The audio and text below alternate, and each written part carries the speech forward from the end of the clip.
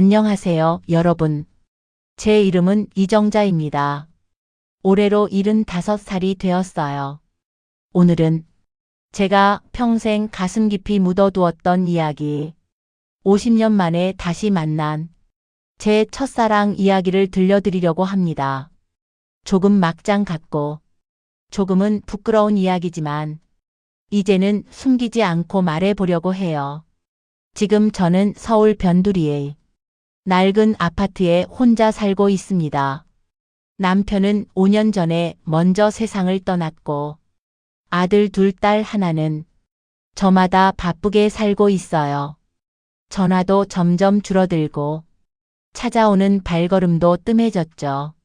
명절이나 되어야 한 번씩 얼굴을 볼까 말까 해요. 젊었을 때 저는 늘 이렇게 생각했어요.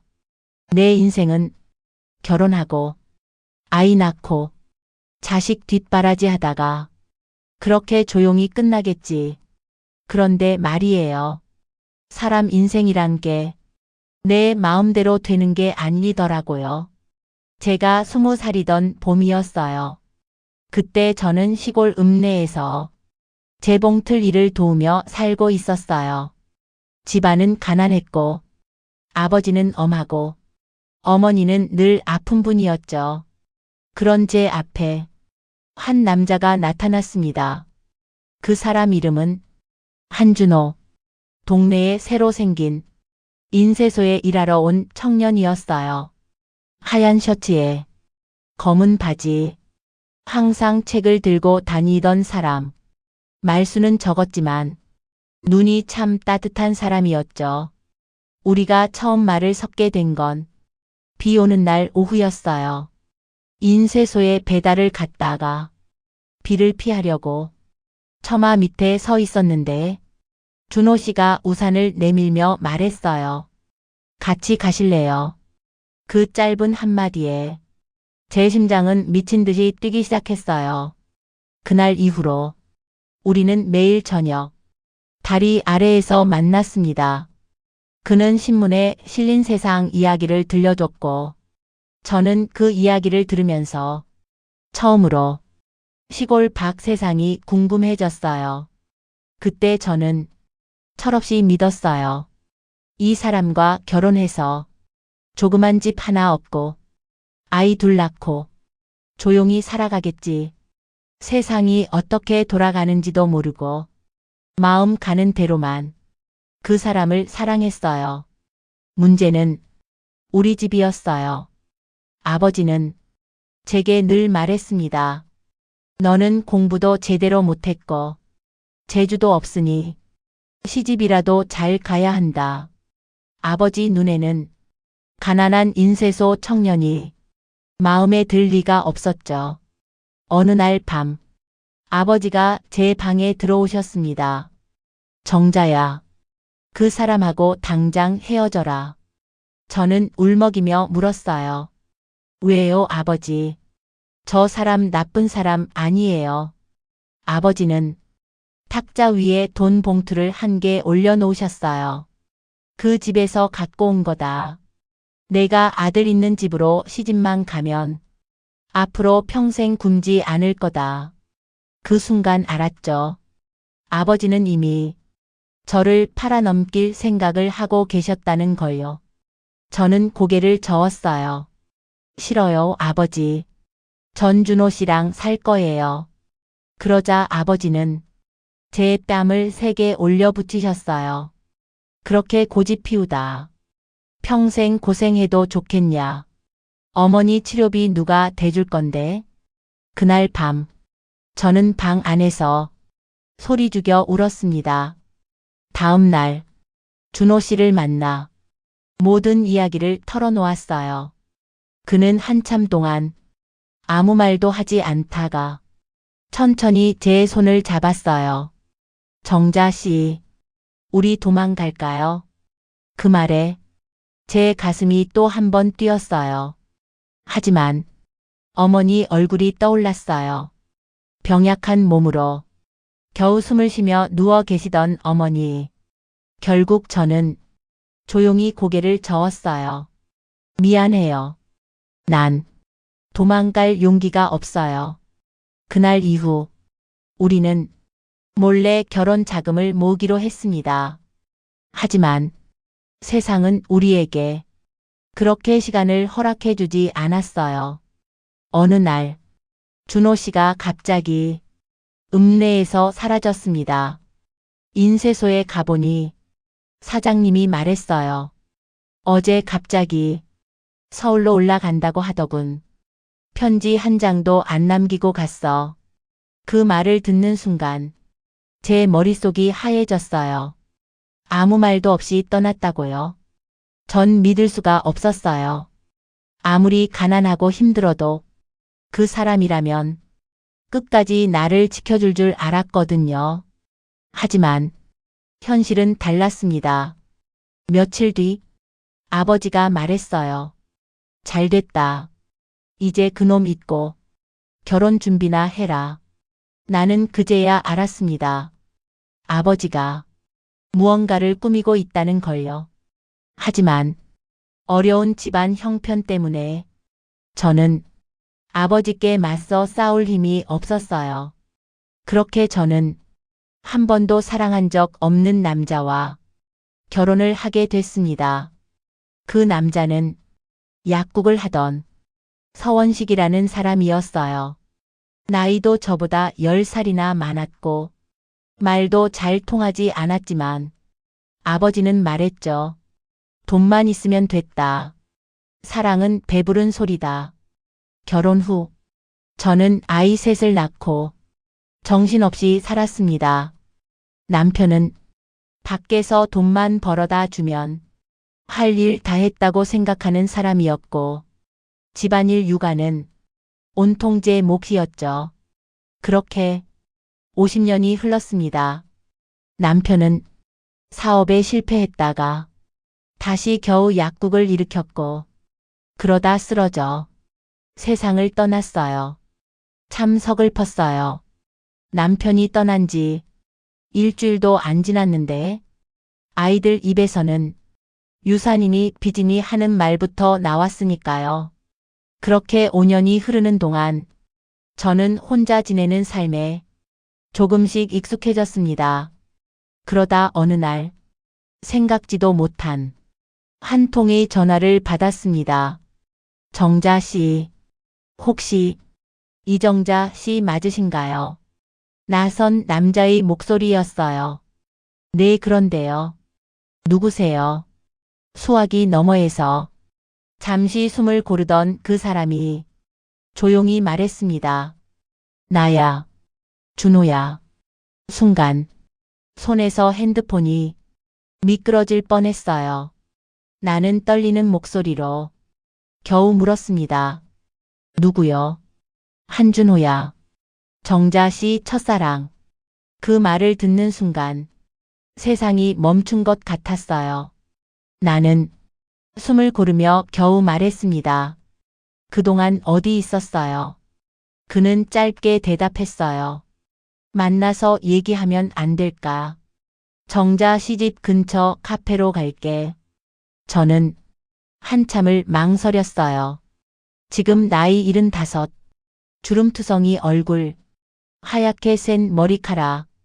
50년 전 나를 사랑하던 소녀는 이제 어디에도 없는데. 하지만 결국 저는 만나기로 했습니다. 이 이야기를 마저 듣지 않으면 평생 후회할 것 같았거든요. 그날 오후 집 근처 허름한 카페로 가니 창가 자리에 한 남자가 앉아 있었어요. 지팡이를 짚고 옆에는 산소통이 놓여 있고 얼굴은 잔주름으로 가득한 남자. 하지만 눈만큼은 그때 그 눈이었어요. 그는 저를 보자 천천히 일어나며 미소를 지었습니다. 정자 씨, 오랜만이야. 나는 입술이 떨려 말이 잘 나오지 않았어요. 정말 준호 씨 맞아요. 그는 고개를 끄덕이며 의자에 다시 앉았어요. 그리고 우리가 알지 못했던 이야기들을 조용히 꺼내놓기 시작했습니다. 정자 씨, 그날 기억나지? 우리가 도망가기로 했던 날. 나는 고개를 끄덕였어요. 그날 집에 돌아가 보니 아버지가 기다리고 계셨다. 내 아버지가 말했지. 정자한테 다시는 다가오지 말라고. 그는 깊게 숨을 들이마셨다가 내쉬며 이야기를 이어갔어요. 그때 알았어. 내 아버지가 내가 다니던 인쇄소 사장에게 가서 나를 서울 공장으로 보내달라고 돈을 준 걸. 일자리가 필요했던 나는 억지로 끌려가다시피 서울로 가야 했어. 하루 만에 떠났어. 너한테 인사도 못하고. 내가 떨리는 목소리로 말했어요. 편지라도 한 장쯤은 쓸 수 있었잖아요. 그는 고개를 끄덕였어요. 썼지. 수십 장을 썼어. 내게 보내려고. 근데 그 편지들 모두 내 언니가 가로챈 거야. 순간 숨이 멎는 줄 알았어요. 언니요? 우리 집 큰딸 언니요? 그래. 내 언니가 내게 말했어. 정자는 이미 서울 의사 아들과 약혼했다. 더 이상 찾아오지 말라고. 그 말이 내 가슴에 칼처럼 박히더라. 그래서 나도 포기했어. 그날 이후 나는 밤마다 울면서 일만 했어. 근데 몇 달 뒤 신문에서 봤어. 내 결혼식 기사. 재벌 약국집과 읍내 재봉틀집 딸의 결혼. 사진 속 신부 얼굴이 너더라. 나는 그때 모든 걸 오해한 채로 서울에서 혼자 살아갔어. 그는 그렇게 말하며 고개를 숙였습니다. 나는 온몸이 떨렸어요. 언니가 편지를 가로채고 거짓말을 했다고요. 언니는 어릴 때부터 뭐든 다 가지던 사람이었어요. 예쁘고 영리하고 말도 잘하고 부잣집 사위 후보도 줄을 섰죠. 그런 언니가 왜 내 첫사랑에 손을 댔는지 그제야 이해가 됐어요. 아버지는 돈이 필요했고 언니는 서울 집으로 시집 가고 싶었고 그러려면 가난한 인쇄소 청년 같은 건 방해물이었겠죠. 그 사람을 내 인생에서 지우는 것, 그게 가장 쉬운 방법이었을 거예요. 나는 이를 악물고 말했어요. 그럼 우린 서로를 버린 게 아니었네요. 그는 조용히 웃었습니다. 난 한 번도 널 버린 적 없어. 그 말에 눈물이 왈칵 쏟아졌어요. 하지만 이야기는 여기서 끝이 아니었습니다. 정자 씨, 내가 정자 씨 남편을 알고 있었다는 말 하면 믿겠어. 그 말에 심장이 철렁 내려앉았어요. 뭐라고요? 너 남편 서원식, 나하고 같은 대학 동기였어. 나는 숨이 막혔어요. 준호 씨와 남편이 대학 동기였다고요? 그래. 서울 올라와서 뒤늦게 대학 들어갔을 때 같은 과였어. 근데 나중에 알았지. 그가 내 남편이 됐다는 걸. 나는 상상도 못했던 진실 앞에서 손을 떨고 말했어요. 그럼 지금까지 알면서도 모른 척한 거예요. 그는 쓰디쓴 미소를 지었어요. 처음 알았을 땐 너무 충격이 컸지. 근데 그땐 이미 늦었어. 나는 어느 재단 이사장을 사위로 맞을까 고민하던 부잣집에 사위로 들어가 있었거든. 맞선 결혼이었고 사랑 없는 결혼이었어. 나는 정자 씨를 잊었다고 스스로를 속이면서 살았지. 근데 세상은 참 잔인해. 너와 너 남편이 약국을 한단 얘기를 들었을 때 나는 멀리서 지켜보기만 했어. 말이라도 건네볼까. 몇 번 그 앞까지 갔는데 너무 행복해 보이더라. 아이들하고 웃으면서 다니는 모습이. 그래서 나는 뒤돌아 또 그렇게 50년을 썩히며 산 거야. 나는 가슴이 찢어졌어요.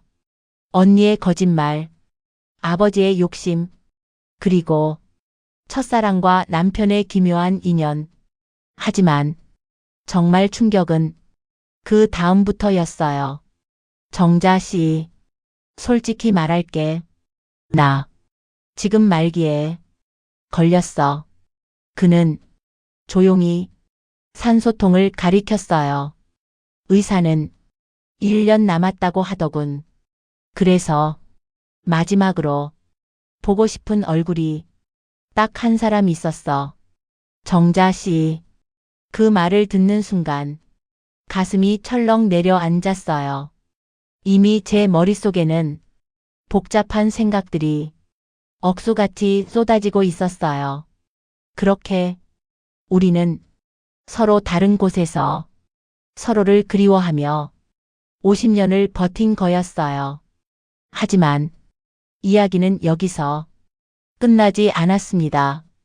며칠 뒤 큰아들 민수가 갑자기 집으로 찾아왔어요. 엄마, 우리 얘기 좀 합시다. 표정이 심각했어요. 나는 불안한 마음으로 앉았습니다. 엄마 요즘 누구 만난다면서요. 누가 말해줬는지 벌써 다 알고 있더군요. 막내딸이 엄마 핸드폰을 슬쩍 봤을지도 모르죠. 나는 솔직하게 말했어요. 그래, 엄마 첫사랑이야. 오해가 있었고 서로 평생 잘못 알고 살았더라. 아들은 얼굴을 찌푸리며 말했어요. 엄마, 솔직히 말해봐요. 그 노인 돈 빌려달라 그러지 않았어요. 없어. 추억 얘기만 했을 뿐이야. 그때 작은 아들 민호가 말했어요. 형, 내가 인터넷 좀 찾아봤는데 그 사람 이름 한준호 맞지? 난 깜짝 놀랐어요. 너 그걸 어떻게? 민호는 핸드폰 화면을 제 앞에 내밀었습니다. 기사 하나가 뜨고 있었어요. 사회복지재단 이사장 한준호 횡령 의혹으로 고발돼. 순간 숨이 턱 막혔어요. 재단 이사장 횡령? 민수는 차갑게 말했어요. 엄마, 보세요. 이 사람이 어떤 사람인지. 엄마한테 불쌍한 척 다가왔어도 실은 자기 재산 문제 때문에 엄마를 이용하려는 거 아닐까요? 순간 머릿속이 새하얘졌어요. 준호 씨는 그냥 가난하게 살다가 겨우 버티는 줄 알았는데 사회복지재단 이사장이라니. 나는 손을 떨며 그 기사 내용을 천천히 읽었습니다. 기사는 말하고 있었어요. 그가 노인복지재단을 운영하면서 재단 자금을 자기 개인 회사로 빼돌렸다는 의혹, 상속 문제로 자식들과 소송 중이라는 이야기. 막장 중에 막장이었죠. 나는 머리를 감싸쥐고 말했어요. 이게 뭐야? 민수는 단호하게 말했어요. 엄마, 그 사람이 엄마한테 다시 연락해도 받지 마요. 엄마 재산도 없지만 집이라도 어떻게 해보려 할지 어떻게 알아요. 엄마가 약해 보이니까 붙잡고 늘어지는 거죠. 나는 참아왔던 말이 불쑥 튀어나왔어요. 재산? 엄마한테. 지금 무슨 재산이 있다고. 그렇게들 난리야. 나는 평생 너희 뒷바라지만 했는데. 민수는 입을 다물었지만 눈빛은 여전히 냉정했어요. 그날 밤 나는 혼자 앉아 한참을 울었습니다. 그 사람을 다시 만나 설레던 마음도 아이들의 차가운 눈빛 앞에서는 죄처럼 느껴졌어요. 다음 날 준호 씨에게서 전화가 또 왔습니다. 정자 씨, 잠깐 나올 수 있어. 중요한 얘기가 있어. 나는 갈까 말까 한참을 망설이다가 결국 나갔어요. 그는 공원 벤치에 앉아 있었습니다. 얼굴은 며칠 새 더 수척해졌고 손은 떨리고 있었어요. 그는 조용히 말했습니다. 기사 봤지? 나는 고개를 끄덕였어요. 그래, 봤어. 그는 씁쓸하게 웃었습니다. 나 이런 인간이야. 정자 씨, 젊을 땐 정의가 어쩌고 떠들던 사람인데 사는 동안 별짓 다 했어. 돈에 눈 멀어. 잘못된 선택도 했고 이사장 자리 욕심도 냈고 그 대가로 지금 자식들하고 법원에서 싸우고 있고. 나는 굳은 표정으로 말했어요. 그럼 왜 지금 와서 나를 찾은 거예요? 내가 당신한테 도움이 되기라도 한다고 생각했어요. 그는 고개를 세게 저었습니다. 아니야. 정자 씨, 나 정말로 도움 같은 거 바란 적 없어. 나는 그저 내 인생에서 단 한 번 제대로 사랑했던 사람에게 미안하다고 말하고 싶었어. 그리고 한 가지 부탁을 하고 싶었어. 그의 눈에 눈물이 맺혔어요. 정자 씨, 나 죽고 나면 내 장례식장에 한 번만 와줘. 그 말에 나는 숨이 턱 막혔어요. 장례식장? 그래. 내 자식들, 나 죽으면 돈 얘기만 할 거야. 재단 재산이니, 집이니, 누군가는 내가 나쁜 인간이었다고 욕하겠지. 근데 그래도 언젠가 누가 물으면 내 인생에서 단 한 번 진심으로 사랑한 여자가 있었냐고. 그때 누군가 내 이름을 한 번만 말해줬으면 좋겠어. 그는 눈물을 삼켰습니다. 웃기지. 이 나이에 첫사랑 찾아와 장례식장에 와 달라니. 나는 대답을 못하고 한참을 앉아 있었습니다. 머릿속엔 아이들 얼굴, 언니 얼굴, 남편 얼굴, 그리고 젊은 날의 우리 둘이 뒤섞여 떠올랐어요. 결국 나는 조용히 말했습니다. 그때 왜 나한테 한 번쯤 찾아와 보지 않았어요.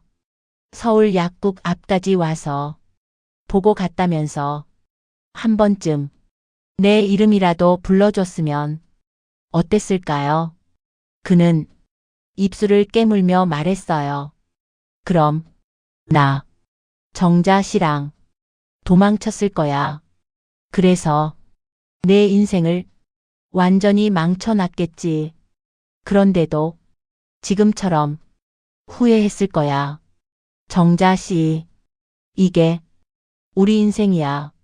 한쪽을 선택해도 후회, 다른 쪽을 선택해도 후회. 나는 그 말을 듣고 결국 고개를 숙인 채 울음을 터뜨렸어요. 며칠 뒤 준호 씨는 병원에 입원했습니다. 그리고 그 소식은 이상한 루트를 타고 제 아이들 귀에도 들어갔어요. 막내딸 수진이 화가 난 얼굴로 말했어요. 엄마, 제발 그 사람 문제에 엮이지 마요. 엄마가 장례식장에 나타나면 자식들이 뭐라고 하겠어요. 엄마, 평생 욕 먹어요. 나는 조용히 말했습니다. 욕 좀 먹으면 어때? 이미 욕 먹을 인생인데. 수지는 한숨을 크게 쉬더니 말했어요. 엄마, 사람 인연에도 선이 있는 거예요. 나는 그 말을 들으며 문득 이 생각이 들었어요. 그럼 내 인생의 선은 누가 지켜줬을까? 아버지가 내 인생을 팔아넘길 때, 언니가 내 첫사랑 편지를 가로챌 때, 누가 그 선을 막아줬을까? 열흘 뒤 밤늦게 한 통의 문자를 받았습니다. 정자 씨, 나 내일 수술 들어가. 이제 정말 시간이 얼마 안 남은 것 같다. 미안했고 고마웠어. 준호, 나는 한참을 핸드폰을 들고 있다가 결국 이렇게 답장을 보냈어요. 살아나오면 욕 한 바가지 하러 병원 갈게요. 다음 날 아침까지 그에게서 답장은 오지 않았어요. 대신 병원에서 전화가 왔습니다. 보호자 되시나요? 한준호님, 수술 중 상태가 위독하셔서요. 보호자라는 말에 나는 씁쓸하게 웃음이 나왔어요. 나는 평생 그의 보호자가 아니라 그저 첫사랑이었는데 결국 나는 병원으로 향했습니다. 수술실 앞에서 기다리던 건 그의 딸과 아들이었어요. 딸은 날 보자마자 눈살을 찌푸리며 말했어요. 어머니 아니죠. 누구세요? 나는 조용히 대답했습니다. 그냥 옛날 친구예요. 그녀는 차갑게 웃었습니다. 옛날 친구치고는 마지막까지 집요하시네요. 아들은 무표정한 얼굴로 수술실 문만 노려보고 있었어요. 잠시 후 의사가 나와 고개를 저었습니다. 최선을 다했습니다만 준호 씨는 그렇게 수술실에서 마지막 숨을 거두었습니다. 아무 말도 못하고 그냥 조용히 떠났어요. 장례식장에 검은 옷을 입고 앉아있는 그의 자식들은 서류 봉투를 주고받고 있었고 재단 사람들은 눈치를 살피며 속닥거리고 있었어요. 누군가는 말했죠. 이사장님, 생전에 고생만 하시더니 결국 이렇게 가시네. 누군가는 말했죠. 당분간 재단 후원 끊기겠네. 속물 같은 말들이 공기 중을 떠다녔습니다. 나는 빈소 한쪽 구석에 앉아 향냄새만 맡고 있었어요. 그때 장례식장에 들어온 낯익은 얼굴 하나를 보고 나는 숨이 멎는 줄 알았어요. 바로 내 언니였습니다. 79살, 지팡이를 짚고 느릿느릿 들어오는 언니. 언니 뒤에는 언니 아들, 언니 며느리가 따라오고 있었어요. 나는 몸을 돌려 고개를 숙였습니다. 언니가 날 봤는지 못 봤는지 모르겠지만 그 순간 50년 전 언니 방에서 찢겨나간 편지 조각들이 눈앞에 떠올랐어요. 조문을 마치고 언니가 화장실로 가는 길 조용한 복도에서 마주치고 말았어요. 정자야. 언니가 떨리는 목소리로 내 이름을 불렀습니다. 나는 묵묵히 서 있었어요. 오래간만이네 언니. 언니는 한숨을 쉬며 말했어요. 그래. 이렇게 늙어서 보내. 우리. 나는 참았던 말을 드디어 꺼냈습니다. 언니, 그때 왜 그랬어? 언니는 알고 있다는 듯이 눈을 감았다가 뜯었습니다. 준호 말이지. 나는 고개를 끄덕였어요. 그래. 내 편지 가로채고 거짓말해서 그 사람 서울로 보냈잖아. 언니는 씁쓸하게 웃었습니다. 넌 항상 사랑 타령이었지. 그때 우리 집 어땠는지 기억나니? 아버지 술병에 어머니 약값에 그 집에서 건넨 돈 덕에 어머니 수술 한 번 하고 우리 다 같이 겨우 살았어. 나는 언니 눈을 노려보며 말했어요. 그래도 내 인생이잖아. 언니는 조용히 말했어요. 맞아. 내 인생. 내가 망친 거. 나도 알아. 근데 정자야. 나도 내 인생을 망쳤어. 나는 재벌집 며느리로 들어가 살면서 남편 바람 피우는 거 평생 보고 살았고 자식들 돈만 알고 나한테 손 벌리는 꼴 다 보고 살았어. 이 나이 돼서 돌아보니까 말이야. 넌 내 첫사랑 잃고 울었고 나는 내 양심 팔고 살았고 우린 둘 다 막장이지 뭐. 언니 눈가에도 눈물이 맺혀 있었어요. 그 순간 무슨 말인지 알 것 같았습니다. 우리는 서로의 인생을 부러워하면서도 서로의 지옥은 몰랐던 거예요. 장례가 끝날 무렵 준호 씨 딸이 내게 다가와 말했습니다. 혹시 아버지가 말씀하시던 이정자 씨가 어머니세요? 나는 조용히 대답했습니다. 어머니는 아니고요. 그냥 당신 아버지가 젊었을 때 좋아했던 여자예요. 그녀는 눈을 빨갛게 만들며 말했어요. 아버지가 마지막까지 계속 말하셨어요. 내가 세상에서 제일 많이 사랑한 사람은 그 사람이라고. 그러면서도 끝까지 찾아가진 못하시더라고요. 나는 말없이 고개를 끄덕였습니다. 그녀는 서류 봉투 하나를 내게 내밀었어요. 이건 아버지가 남긴 편지예요. 이름도 직접 적어 놓으셨어요. 이정자에게. 나는 손이 떨렸어요. 50년 전 찢겨 나간 편지 대신 이제야 내게 온 마지막 편지. 집에 돌아와 천천히 봉투를 열었습니다. 글씨는 많이 떨려 있었지만 분명히 그의 글씨였어요. 정자 씨에게. 우리 인생 참 엉망이었지.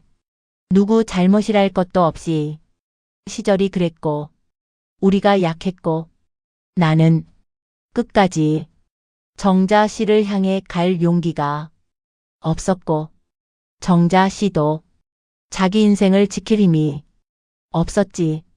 그래도 한 가지는 확실히 말할 수 있어. 내가 살면서 진심으로 사랑한 사람은 정자 씨 딱 한 사람뿐이었다는 거.